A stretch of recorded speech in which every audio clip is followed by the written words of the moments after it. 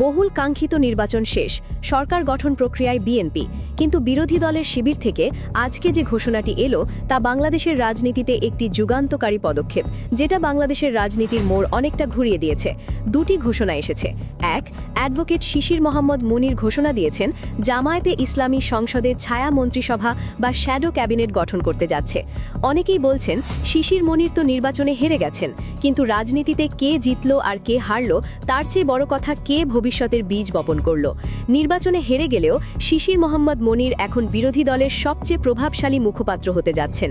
উচ্চকক্ষে বা আপার হাউসে তার অবস্থান নিশ্চিত বলা চলে। নির্বাচনের পরাজয়ের পর এটা জামায়াতের সবচেয়ে ইমার্জিং বা যুগান্তকারী সিদ্ধান্ত। রাস্তায় নেমে গাড়ি ভাঙচুর করা বা হরতাল দেওয়ার সেই পুরনো রাজনীতির দিন শেষ। এখন রাজনীতি হবে বুদ্ধির, পলিসির এবং জবাবদিহিতার। জামাত সেই ট্র্যাকেই হাঁটছে। উন্নত বিশ্বে, বিশেষ করে যুক্তরাজ্যে, ছায়া মন্ত্রিসভা বা শ্যাডো ক্যাবিনেটের প্রচলন খুবই জনপ্রিয় এবং কার্যকর। সেখানে বিরোধী দল সরকারের প্রতিটি মন্ত্রীর বিপরীতে নিজেদের দলের একজন বিশেষজ্ঞকে ছায়া মন্ত্রী হিসেবে নিয়োগ দেয়। সরকারের অর্থমন্ত্রীর বিপরীতে থাকে বিরোধী দলের ছায়ামন্ত্রী। সরকার কোনো ভুল করলে ছায়ামন্ত্রী প্রমাণসহ তা জাতির সামনে তুলে ধরেন। জামাত ঠিক এই ব্রিটিশ মডেলটি বাংলাদেশে অ্যাপ্লাই করতে যাচ্ছে। সরকারের মন্ত্রীদের বিকল্প মন্ত্রী থাকবে জামায়াতে ইসলামী থেকে। শিক্ষামন্ত্রী বা স্বাস্থ্যমন্ত্রীর প্রতিটি পদক্ষেপ, প্রতিটি ফাইল, প্রতিটি প্রজ্ঞাপন ইন্ডিভিজুয়ালি বা ব্যক্তিগতভাবে পর্যবেক্ষণ করবেন জামায়াতের ছায়ামন্ত্রীরা। আমাদের দেশের বিরোধী দলগুলোর স্বভাব হলো সরকার যা করবে অন্ধের মতো তার বিরোধিতা করা, কিন্তু ছায়া মন্ত্রিসভার কাজ এটি নয়। সরকার যদি কোনো পলিসি নেয়, ছায়া মন্ত্রিসভা তা পর্যালোচনা করবে। যদি পলিসিটি খারাপ হয় তবে তারা শুধু গালি দেবে না, বরং জনগণের কাছে একটি উত্তম পলিসি অ্যাপ্রোচ বা বিকল্প সমাধান তুলে ধরবে। জনগণ তখন টিভিতে বা পত্রিকায় দেখতে পারবে সরকার এই সমস্যাটি এভাবে সমাধান করতে যাচ্ছে, আর জামায়াতের ছায়া মন্ত্রিসভা বলছে এভাবে করলে আরও ভালো হবে। জনগণ খুব সহজেই তুলনা করতে পারবে কার ক্যাবিনেট সবচেয়ে বেশি কল্যাণমুখী এবং ইন্টেলেকচুয়াল। ধরুন জুন মাস চলে এলো, বিএনপি সরকার জাতীয় সংসদে দেশের বাজেট ঘোষণা করল। ঠিক একই দিনে বা পরের দিন জামায়াতে ইসলামীও নিজেদের শ্যাডো মিনিস্ট্রি থেকে একটি পূর্ণাঙ্গ বিকল্প বাজেট ঘোষণা করবে। সরকার হয়তো মেগা প্রজেক্টে বেশি টাকা দিল, শিক্ষা ও স্বাস্থ্যে কম দিল। জামায়াতের ছায়া অর্থমন্ত্রী তখন দেখাবেন মেগা প্রজেক্টের খরচ কমিয়ে কিভাবে শিক্ষা এবং স্বাস্থ্যে বরাদ্দ বাড়ানো যায়। জনগণ সরাসরি দেখতে পাবে কার বাজেট বেশি জনবান্ধব, কার বাজেট বেশি উৎকৃষ্ট। বিএনপি সরকার কোনো একটি প্রকল্প বাস্তবায়নের জন্য হয়তো অনেক বেশি বাজেট দিল, যার ভেতরে অর্থ কেলেঙ্কারির উদ্দেশ্য লুকিয়ে আছে। সাধারণ মানুষ তো আর ফাইলের হিসেব বোঝে না। এখানেই কাজ করবে জামায়াতের ছায়া মন্ত্রিসভা। তারা ডেটা এবং ইঞ্জিনিয়ারিং এস্টিমেট নিয়ে জনগণের সামনে আসবে। তারা প্রমাণ করে দেবে যে প্রজেক্টে বিএনপি 1000 কোটি টাকা বরাদ্দ করেছে, সেই একই প্রজেক্ট জামায়াত কিভাবে মাত্র 600 কোটি টাকায় করতে পারত। দুর্নীতি এবং দুঃশাসন এভাবেই লজিক্যালি এক্সপোজড হয়ে যাবে। সবচেয়ে সেন্সিটিভ জায়গা হলো পররাষ্ট্রনীতি।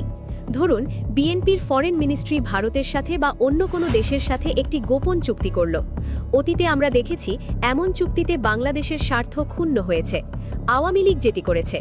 জামায়াতের ছায়া ফরেন মিনিস্ট্রি তখন ওই চুক্তির ধারাগুলো চুলচেরা বিশ্লেষণ করবে।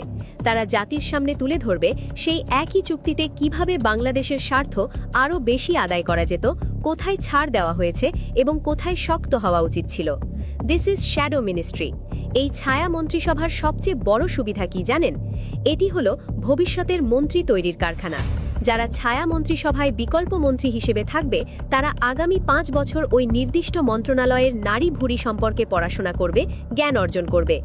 আগামী নির্বাচনে জামায়াতে ইসলামী সরকার গঠন করলে এই ছায়া মন্ত্রীদের নিয়েই আসল মন্ত্রণালয় গঠন করা হবে। অর্থাৎ তারা সরকারে গিয়ে কাজ শিখবে না, তারা 5 বছর কাজ শিখে তবেই সরকারে যাবে। ছায়া মন্ত্রিসভা দিয়েই জনগণ বুঝতে পারবে জামাতের কোন নেতার যোগ্যতা কতটা এবং আগামীতে কে কোন মন্ত্রণালয়ের দায়িত্ব পেতে যাচ্ছেন। জামায়াতে ইসলামী সবসময় ন্যায় ও ইনসাফ ভিত্তিক সমাজের কথা বলে, কিন্তু সেটা কেমন হবে? মানুষ তো তা চোখে দেখেনি। এই ছায়া মন্ত্রিসভার মাধ্যমে জামাত সেই ইনসাফের একটি ডেমো বা ট্রেইলার মানুষকে দেখাবে। জামাত জনগণের কাছে নিজেদেরকে রিপ্রেজেন্ট করবে। তারা ক্ষমতায় গেলে তাদের পরিকল্পনা ও কাজের বাস্তবায়ন ঠিক কতটা নিখুঁত হবে, জনগণ জামায়াতের দক্ষতা এবং সততার বাস্তবিক রূপ দেখতে পাবে। অ্যাডভোকেট শিশির মোহাম্মদ মুনির সুপ্রিম কোর্টের একজন তুখর আইনজীবী। তিনি হয়তো ব্যালটের খেলায় হেরেছেন, কিন্তু উচ্চকক্ষে যখন তিনি এই ছায়া মন্ত্রিসভার মুখপাত্র হিসেবে কথা বলবেন, তখন সরকারের বাঘা বাঘা মন্ত্রীদের ঘাম ছুটে যাবে। আইন এবং পলিসির চুলচেরা বিশ্লেষণে তিনি হবেন বিরোধী দলের মূল অস্ত্র। বাংলাদেশের রাজনীতিতে পেশি শক্তির যুগ শেষ, এখন ব্রেইন গেম বা বুদ্ধিভিত্তিক রাজনীতির যুগ। জামাতের এই ছায়া মন্ত্রিসভা গঠন একটি সিগনিফিকেন্ট ডিসিশন বা অত্যন্ত তাৎপর্যপূর্ণ সিদ্ধান্ত। ছায়া মন্ত্রিসভার এই উদ্যোগ যদি জামাত সফলভাবে বাস্তবায়ন করতে পারে, তবে আগামী 5 বছর পর বিএনপিকে আর কোনো মেকানিজম করেই ক্ষমতায় টিকে থাকতে হবে না। জনগণ নিজেরাই জামাতকে টেনে ক্ষমতায় আনবে। সরকার চালাবে বিএনপি, কিন্তু জনগণের মন জয় করবে জামাতের শ্যাডো ক্যাবিনেট। এখন আসি দ্বিতীয় ঘোষণায়। আপনারা অনেকেই অভিযোগ করেন জামাতে ইসলামী পলিটিক্যাল মেকানিজম বোঝে না, কিন্তু আজকের ব্রেকিং নিউজটি প্রমাণ করে জামাতে ইসলামী একটু হলেও রাজনীতি করা শিখছে। হ্যাঁ, হয়তো একটু লেট হয়ে গেছে, কিন্তু এই মুভমেন্টটা আসলেই খুব দরকার ছিল। জামাত এককভাবে ক্ষমতায় যাওয়ার মতো আসন পায়নি ঠিকই, কিন্তু তারা যেন সংসদে একটি শক্তিশালী বিরোধী দল হিসেবে ছড়ি ঘোরাতে না পারে সেই ব্যবস্থাও করে দিয়েছে ডিপ স্টেট। জামাত নেতৃত্বাধীন জোট যদি কমপক্ষে 100টি আসন পেত, তবে কি হতো জানেন? সংসদে 1/3 আসন থাকলে বিএনপি জুলাই সনদ ও গণভোট নিয়ে কোনো তালবাহানা করতে পারত না। এমনকি রাষ্ট্র পরিচালনায় নিজেদের ইচ্ছামতো আরেকজন হাসিনা হয়ে যাওয়ার সুযোগও বিএনপির থাকত না। এই চেক অ্যান্ড ব্যালেন্স বা ভারসাম্যটা নষ্ট করার জন্যই ডিপ স্টেট অত্যন্ত সুকৌশলে অন্তত 30টি আসনে ইঞ্জিনিয়ারিং করেছে। জামাতে ইসলামী এবার আর শুধু আল্লাহর উপর ছেড়ে দিয়ে চুপ করে বসে নেই।